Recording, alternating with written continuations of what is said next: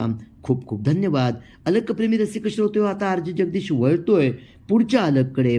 सेवानिवृत्त वनाधिकारी असणारे अलककार लक्ष्मण शिंदे पुणे भोर येथून लिहितात, जंगलाला लागलेल्या वनव्यामध्ये गवत व झाडे धाड धाड जळत होती. त्या जळणाऱ्या ज्वालांमध्ये झाडावरच्या घरट्यांमध्ये पक्ष्यांच्या पिल्लांचं चिवचिवाट चालू होता. त्याच घरट्याच्या सभोवती आकाशामध्ये पक्ष्याची जोडी हतबल होऊन आक्रोश करत होती. क्षणात क्षणात सारं नष्ट झालं.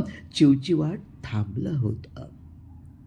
अलकार लक्ष्मण सेवानिवृत्त वनाधिकारी शोभता बरं का. त्या वणव्यामध्ये जळून खाक होणाऱ्या पक्षाच्या घरट्यांचं, त्या पिल्लांचं आणि त्या मात्या पित्यांच्या आक्रोशांचं चित्र तुमच्या अलकने अगदी जिवंत उभं केलं. आणि ते दुःख, ती व्यथा, ती वेदना जणू काही त्या ठिकाणी आपलीच पाखरं त्याच्यात अडकलेत, आपलीच पिल्लं त्याच्यात अडकलेत असं भासही निर्माण करून गेली. तो आक्रोश यथोचित व्यक्त केलात आणि खरंच सुंदर शब्दामध्ये ती व्यथा, ती वेदना मांडलीत. अलकप्रेमी रसिक श्रोते हो, वळूया पुढच्या अलककडे जे आपल्याला पाठवले. विरार पूर्व येतो